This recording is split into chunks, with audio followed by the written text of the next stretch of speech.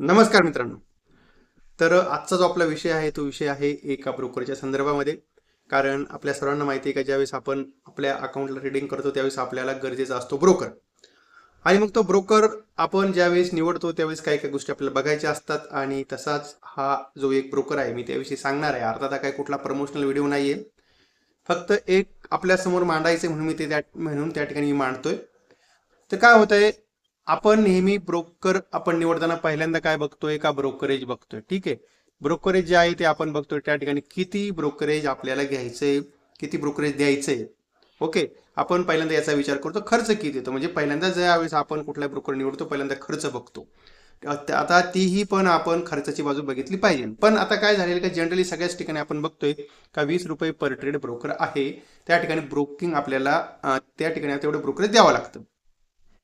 आता ठीक आहे, जर समजा तुम्ही एखाद्या बँक बेस ब्रोकरकडे गेलं तर त्या ठिकाणी आहे तुम्हाला टर्नओव्हरवरती त्या ठिकाणी ब्रोकरेज द्यावं लागतं. काही ठिकाणी आपण बघतोय का सध्या आपल्याला काय मंथली प्लॅन भेटतात किंवा काही ठिकाणी झिरो ब्रोकरेज आहे. मग आपल्याला त्यावेळेस विचार काय करायचा, पहिली गोष्ट आपल्याला बघायचं आहे का ज्या वेळेस आपण एखादा ब्रोकर निवडतो, अकाउंट आपलं ओपन करतो, डिमॅट अकाउंट असेल किंवा ट्रेडिंग अकाउंट दोन्ही एकत्रच येते, त्यावेळेस आपल्याला पहिल्यांदा बघितलं पाहिजे का त्याचं जे काय ॲप आहे ते ॲप स्टेबल आहे का. कारण बऱ्याचशा ठिकाणी तुम्ही बघितले का ग्रो असेल, झिरोदा असेल, एवढे मोठे ब्रोकर आहेत, पण ज्यावेळेस मार्केटमध्ये मोठे अप अँड डाऊन्स होतात त्यावेळेस त्यांचं ॲप काम करायचं बंद करतं. बऱ्याचशा वेळेस असाच अनुभव येतो. आणि किंवा त्यावेळेस रेटच दिसत नाहीये.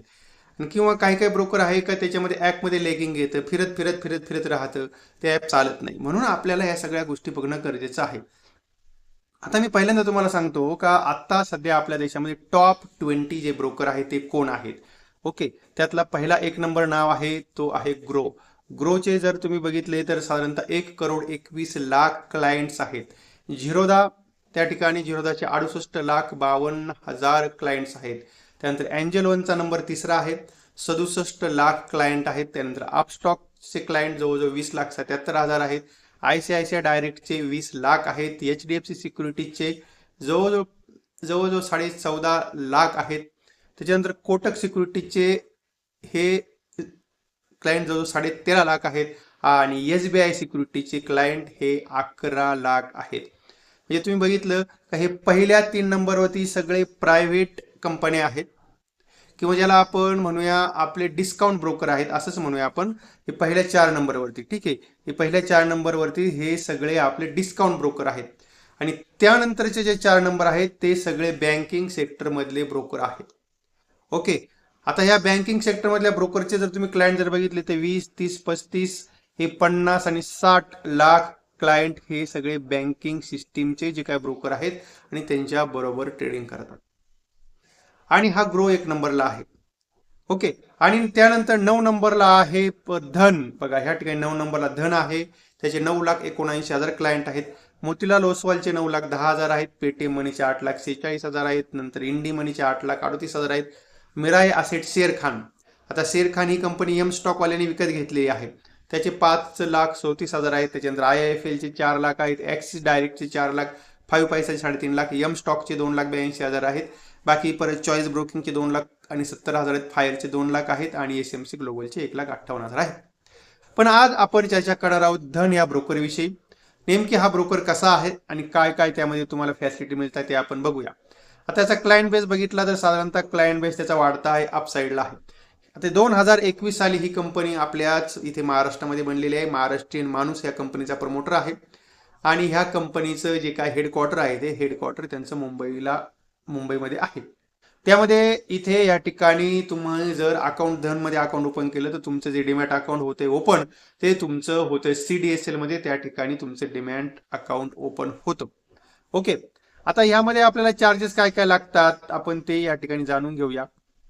ओके, आता ह्या ठिकाणी अकाउंट ओपनिंग चार्जेस जे आहेत ते तुम्हाला त्या ठिकाणी 0 अकाउंट ओपनिंग चार्जेस आहेत. ओके, आपण त्या ठिकाणी डायरेक्ट काय करूया, आपण वेबसाईटलाच जाऊया. म्हणजे आपल्याला त्या ठिकाणी वेबसाईटला गेल्यानंतर आपल्याला ते सोयीचं ठरेल. बघा इथे आपण जाऊया पर धन आणि प्राइजेस मध्ये जाऊया. बघा DHAN धन आणि प्राइजिंग PRI, ठीक आहे, इथे आपण जाऊया पर धन प्राइजिंग मध्ये, म्हणजे आपल्याला डिटेल सगळ्या माहिती कळतील. बघा आता ह्यामध्ये काय आहे आपल्याला महत्वाचं म्हणजे अकाउंट ओपनिंग चार्जेस आणि AMC charges. Account opening charges आता सध्या जवळजवळ सगळ्यांकडे झिरोच आहेत. पण जे काय एएमसी चार्जेस असतात, एएमसी म्हणजे अॅन्युअल मेंटेनन्स चार्जेस, काही 400 घेतात, काही 500 घेतात दर वर्षाला चार्जेस, ते चार्जेस तुम्हाला या ठिकाणी झिरो आहेत. त्याच्यानंतर तुमचे इक्विटी डिलिव्हरी असेल, तुमचे ईटीएफ्स असतील, म्युच्युअल फंड्स असतील, जर तुम्ही ते समजा डिलिव्हरी बेस जर घेतलं तर तुम्हाला त्या ठिकाणी झिरो झिरो चार्जेस आहेत, काही चार्जेस नाहीत, म्हणजे फक्त ब्रोकरेज. ठीक आहे, बाकीचे खर्च लागणार आहेत. त्यानंतर जर समजा तुम्ही त्याच गोष्टी आपल्या इंट्राडे मध्ये केल्या किंवा जर मार्जिन ट्रेडिंग फंडिंग मध्ये जर केलं तर त्या ठिकाणी तुम्हाला कमीत कमी जे ब्रोकरेज आहे ते आहे तुम्हाला 0.03 पैसे किंवा त्या ठिकाणी तुमचे मॅक्झिमम ब्रोकरेज 20 रुपये आहे पर ट्रेड आहे. जर समजा एकाच वेळी 10 लॉट तुम्ही समजा एखाद्या ऑप्शनचे घेतले, इथे बघा या ठिकाणी तुम्हाला फ्युचर ऑप्शनला 20 रुपये पर ट्रेड ब्रोकरेज आहे. म्हणजे एकाच वेळेस एक लॉट घेतला तर 20 रुपये, एकाच वेळेस 10 लॉट घेतले तरी 20 रुपये ब्रोकरेज आहे. आता या ठिकाणी तुम्हाला मी सांगतो काय फायदा तुम्हाला होतोय. बघा जनरली तुम्ही बऱ्याचशा ठिकाणी आपण बघतोय त्याचे ब्रोकरेज आपल्याला असते ते 20 रुपये पर ट्रेड आपल्याला ब्रोकरेज येतं. ओके, पण जर तुमचा समजा तुम्ही इक्विटी इंट्राडे मध्ये जर समजा फक्त 15,000 रुपयाची बाईंग केली, ओके, तर तुम्हाला एक ब्रोकरेज किती लागणार आहे? 0.03 म्हणजे त्या ठिकाणी 4.5 रुपयाचं त्या ठिकाणी ब्रोकरेज तुम्हाला लागेल. मग तुम्हाला त्या ठिकाणी 20 रुपयाचं ब्रोकरेज लागणार नाही. तर म्हणजे तुम्हाला फायदा आहे. जर समजा तुमचे त्या ठिकाणी छोटा छोटा टर्नओव्हर जर झाला तर तुम्हाला त्या ठिकाणी 20 रुपये ब्रोकरेज लागणार नाहीये, कमी ब्रोकरेज लागेल. आता हे चार्जेस आहेत. त्यानंतर आता बघूया आपण आपल्या इक्विटीमध्ये काय चार्जेस आहेत. इक्विटीमध्ये तुम्हाला सांगितलंय मी आपल्या त्या ठिकाणी तुम्हाला डिलिव्हरीमध्ये 0 चार्जेस आहेत. त्यानंतर इंट्राडेमध्ये चार्जेस 20 रुपये आहेत, एमटीएफमध्ये 20 रुपये चार्जेस आहेत. हे जे काही ट्रान्झॅक्शन चार्जेस असतात ते सगळ्याच ब्रोकरमध्ये सेम असतात. आणि परत जीएसटी जो आहे तो तुम्हाला लागतोय तुमचा ब्रोकरेजवरती 18% जीएसटी लागतो. परत ट्रान्झॅक्शन चार्जेसवरती, परत सेबी टर्नओव्हरवरती तुम्हाला त्या ठिकाणी हा आपल्याला जीएसटी भरावा लागतो. त्याच्यानंतर आपला जो काही सिक्युरिटी ट्रान्झॅक्शन टॅक्स आहे तो आपल्याला सिक्युरिटी ट्रान्झॅक्शन टॅक्स जो आहे तो तुम्ही ज्यावेळेस इक्विटी डिलिव्हरी बाय करता आणि त्यावेळेस तुम्हाला इक्विटी डिलिव्हरी बाय केल्यानंतर तुम्हाला तो बाईंग आणि सेलिंग दोन्हीवरती लागतो. जर तुम्ही आपल्या इंट्राडे मध्ये जर तुम्ही ट्रेड जर केला तर पण तो किती लागतो ते बघा. आता हा इथे तुम्हाला थोडंसं मोठं करून सांगतो. हे चार्जेस हे चार्जेस जे गव्हर्नमेंट चार्जेस आहेत, हा एसटीटी गव्हर्नमेंट चार्जेस आहे, ते सगळीकडे सेम आहेत. बघा इथे तुम्हाला जर समजा एसटीटी तुम्हाला लागतो इक्विटी डिलिव्हरी मध्ये 0.01 म्हणजे 1,00,000 रुपयावरती तुम्हाला जे काही चार्जेस लागणार आहे तुम्हाला सिक्युरिटी ट्रान्झॅक्शन टॅक्स, तर ते चार्जेस तुम्हाला त्या ठिकाणी 100 रुपये चार्जेस लागणार आहेत. 1,00,000 रुपयावरती तुम्हाला 100 रुपये चार्जेस. आणि का जर तुम्ही हेच जर ते ट्रान्झॅक्शन तुमचं काही इंट्राडे मध्ये जर केलं तर तुम्हाला 25 रुपये चार्जेस लागतील. ओके, आणि आपल्या एमटीएफ मध्ये जर केलं तर तुम्हाला सेम तुम्हाला एमटीएफ मध्ये तुम्ही जर समजा डिलिव्हरी घेतली तर तेच चार्जेस तुम्हाला त्या ठिकाणी लागणार आहेत. ओके, आणि आता मग आपण थोडं पुढे गेल्यानंतर आपल्याला माहिती आहे टर्नओव्हर फीज ती काय सेम असते. परत दुसरी आपल्या याच्यावर स्टॅम्प ड्युटी परत ती सुद्धा त्या ठिकाणी सेम असते. ओके, आता या ठिकाणी जर तुमचं अकाउंट जे आहे, जर तुम्ही जर समजा तुम्ही एनआरआय असाल किंवा तुमचं पार्टनरशिप फर्म असेल तर तुम्हाला त्या ठिकाणी एएमसी चार्जेस लागतात. आता आपल्याला सगळ्यात महत्त्वाचा अजून एक चार्जेस असतात ज्यावेळेस आपण इक्विटी डिलिव्हरी घेतो आणि ते आपल्याला विकायचे दुसऱ्या दिवशी, तर त्या ठिकाणी तुम्हाला डीपी चार्जेस लागतात. म्हणजे त्याला आपण डीमॅट डेबिट चार्जेस असं म्हणतो. ते त्या ठिकाणी 12.5 रुपये प्लस परत त्यावरती आपल्याला जीएसटी, हे तुमचे डीपी चार्जेस आहेत. म्हणजे जर समजा तुम्ही एखाद्या कंपनीचे शेअर्स विकले, 5 विका, 50 विका, 100 विका, तुम्हाला त्या ठिकाणी हे डीपी चार्जेस लागतात. आणि त्यानंतर आपण बघतो कधी कधी एमटीएफ मध्ये जर घेतलं तर आपल्याला त्या ठिकाणी आपले जे शेअर्स असतात ते तुम्हाला प्लेज करावे लागतात. किंवा तुम्ही त्या ठिकाणी मार्जिन तुम्हाला उपलब्ध करायचं असेल, तुमच्याकडे काही होल्डिंग आहे तर त्यासाठी तुम्हाला तुमचे जे शेअर्स आहेत ते तुम्हाला प्लेज करावे लागतात. तर इथे या ठिकाणी जे प्लेज आणि अनप्लेजचे चार्जेस आहेत ते पर ट्रान्झॅक्शन 15 रुपये आहेत.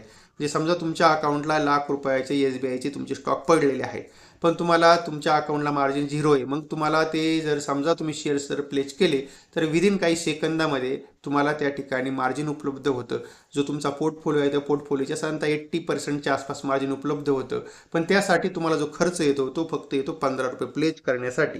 बाकी तुम्ही जर ते मार्जिन वापरलं आणि जर से मार्जिन तुम्ही जर कॅरी फॉरवर्ड जर केलं तर त्या ठिकाणी तुम्हाला व्याज सुद्धा भरावं लागतं. आता तेही तुम्हाला या ठिकाणी तपशीलवार आहेत. आता या ठिकाणी बघा, इथे तुम्हाला ॲटो स्कोर ऑफ चार्जेस 20 रुपये आहेत, कॉल अँड ट्रेड 50 रुपये आहेत, पेमेंट गेटवे चार्जेस काहीच नाही आहेत. आणि ह्या ठिकाणी तुम्हाला इंटरेस्ट चार्जेस काय आहे ते इंटरेस्ट चार्जेस इथे तुम्हाला 0.438 म्हणजे 1,00,000 रुपयाची जर पोझिशन तुमची असेल, जर तुम्ही घेतली असेल मार्जिन ट्रेडिंग फंडिंगवरती, तर तुम्हाला एका दिवसाला 43 रुपये चार्जेस हे तुम्हाला व्याज त्या ठिकाणी भरावं लागतं. हे तुम्हाला MTF इंटरेस्ट आहे त्याचा हा सगळा दिलेला आहे. बघा, 5 लाख रुपयापर्यंत जर असेल तर 12.5% व्याज दर तुम्हाला एका वर्षाला आहे. 5 लाख ते 10 लाखापर्यंत त्या ठिकाणी 13.5% आहे. 10 लाख ते 25 लाखापर्यंत 15.5% व्याजदर आहेत. ओके, आता हे आहेत ह्या पद्धतीचे चार्जेस. आता आपल्याला ह्या ठिकाणी बघायचं आहे का नेमकी अजून काय काय बेनिफिट होतोय. तर बऱ्याचशा ठिकाणी आपल्याला काय दिसतंय, आपण ज्यावेळेस अकाउंट ओपन करतो तर तुम्हाला त्या ठिकाणी सिंगल स्क्रीन असते, त्यावरती तुम्हाला ती जी काय स्क्रीन आहे ती तुम्हाला स्प्लिट करता येत नाही. किंवा असं असतंय का कमोडिटीचं तुमचं लेजर वेगळं असतं, तुमचं इक्विटीचं लेजर वेगळं असतं. मग तुम्हाला इक्विटीमध्ये जर समजा ट्रेड करायचं असेल तर इक्विटीचंच तुम्हाला लेजर वापरावं लागतं, कमोडिटीमध्ये ट्रेड करायचं असेल तर कमोडिटीचं लेजर वापरावं लागतं. इथे हे तुम्हाला कॉमन लेजर आहे. त्यानंतर आणखीन सगळ्यात महत्त्वाचं, तुम्ही MTF मध्ये जर समजा ट्रेड केला, बरेचसे जे ब्रोकर आहेत त्या ब्रोकरचं काय होतं, समजा तुमच्या अकाउंटला 1,00,000 रुपये आहेत, तुम्ही हा 2,00,000 रुपयाचा सौदा केला तर तुमचं जे संपूर्ण जे बॅलन्स आहे तो सगळा ब्लॉक होतो. पण इथे तुम्हाला तसं नाही. 1,00,000 रुपये जर समजा तुम्ही MTF मध्ये घेतलं तर तुमचे फक्त 25,000 रुपये ब्लॉक होतात. बाकीचे 75K म्हणजे 75,000 रुपये तुमचा बॅलन्स हा मोकळा असतो. तुम्ही त्या ठिकाणी त्याला विड्रॉल करू शकता किंवा त्या ठिकाणी तुम्ही त्यामध्ये ट्रेड करू शकता. हाही एक महत्त्वाचा बेनिफिट यामध्ये आहे. त्यानंतर तुम्हाला एकाच प्लॅटफॉर्मवरती कमोडिटी, इक्विटी, ETF वगैरे, तुमचे म्युच्युअल फंड वगैरे सगळ्या गोष्टी एकाच प्लॅटफॉर्मवरती घेता येतात. नवीन ऑप्शन आलेला आहे बघा, हा रेंट स्टॉक म्हणून. जर तुमच्याकडे काही इक्विटी डिलिव्हरी असेल आणि जर तुम्हाला ती लॉंग टाइम ठेवायची असेल तर तुम्ही त्याला रेंटवरती देऊ शकता. त्यातून तुम्हाला त्या ठिकाणी दर महिन्याला 5%, 6% बघा, इथे हा आहे रेंट स्टॉकचा जो काही ऑप्शन आलेला आहे बघा. इथे ह्या रेंट स्टॉकमध्ये ओके बघा, हा रेंट स्टॉक नावाचा ऑप्शन आहे. तुम्हाला या ठिकाणी जर समजा हे बघा, हे तुम्ही जर समजा रेल विकास निगम आहे, तो जर तुम्ही त्या ठिकाणी समजा रेंटमध्ये ठेवला असता तर त्यामध्ये तुम्हाला 104% रिटर्न यील्ड पर ॲनम इतके तुम्हाला त्या ठिकाणी रिटर्न भेटले असते. ओके, त्याच्यानंतर जो काय आहे IRDA, तो जर तुम्ही त्या ठिकाणी तो स्टॉक जर समजा रेंटला ठेवला असता तर तुम्हाला म्हणजे आत्ता सुद्धा जर समजा तुम्ही त्या ठिकाणी ठेवला, रेंटला ठेवला, तर आता 35% तुम्हाला रिटर्न भेटले असते. म्हणजे असे जे काही स्टॉक आहे ते तुम्ही स्टॉक रेंटवरती ठेवून पैसे कमवू शकता. ओके, म्हणजे तुम्ही दर वर्षाला तेवढे तुम्हाला त्यामध्ये रिटर्न तुम्हाला भेटू शकतात. आणि आणखीन सगळ्यात महत्त्वाचं आपल्याला काय पाहिजे, आपल्याला त्याचा इंटरफेस चांगला पाहिजे आणि आपल्याला त्याचा जो चार्ट वगैरे त्या सगळ्या गोष्टी पाहिजे, त्यावरती इंडिकेटर लावता आले पाहिजेत. आता इथे आपण त्याही गोष्टी बघूया. आता इथे आपण या ठिकाणी निफ्टीवरती आलोय. निफ्टीचा आपल्याला या ठिकाणी चार्ट लावायचा आहे. ओके, हा चार्ट आपण या ठिकाणी निफ्टीचा आता लावूया. हा निफ्टीचा चार्ट आपण लावल्यानंतर आपल्याला यामध्ये जो काही ऑप्शन येतो तो तुम्हाला ऑप्शन येतो सगळ्यात महत्त्वाचा, तो आहे ह्या ठिकाणी बघा, हा धन लेआउट. हा जो धन लेआउट आहे तो खूप महत्त्वाचा ऑप्शन आहे बघा. इथे जर तुम्ही यावरती जर क्लिक केलं तर इथे तुम्हाला त्या ठिकाणी 8 स्क्रिप्ट एकाच वेळेस लावता येतात. या ठिकाणी बघा, जर समजा आपल्याला असं वाटलं 4 स्क्रिप्ट लावायच्या असतील तर तुम्हाला ह्या ठिकाणी तुम्हाला 4 स्क्रिप्ट एकाच वेळेस लावता येतात, एकाच वेळेस त्या बघता येतात. हाही यामध्ये एक मस्त बेनिफिट आहे. जर कधी काळी कदाचित जर तुमचं बंद पडलं ॲप तर तुम्ही त्या ठिकाणी यामध्ये वेबला जाऊन सुद्धा ट्रेडिंग करू शकता. हेही महत्त्वाचं त्याच्यामध्ये आहे. त्यामध्ये आणखीन ऑप्शन आहे तुम्हाला, त्याच्यामध्ये डायरेक्ट त्यांचे कंपनीचे ॲटोमॅटेड अल्गो आहेत, तुम्ही तेही वापरू शकता. पण ते काय होतंय का कंटिन्युटी त्यामध्ये नसते. कधी कधी तुम्हाला 4-4, 5-5 दिवस लॉस आणि कधी कधी 4-4, 5-5 दिवस प्रॉफिट, आणि मग तुम्ही त्या ठिकाणी तुमचं जे संतुलन आहे ते संतुलन तुमचं त्या ठिकाणी बिघडू शकतं. आणि म्हणून मी ते तुम्हाला ह्या ठिकाणी तुम्हाला दाखवित नाही. ओके, तर ह्या अशा प्रकारे आपण ह्या धनचा जो ब्रोकर आहे तो तुम्ही त्या ठिकाणी वापरून चांगल्या प्रकारे तुमचा ट्रेड करू शकता.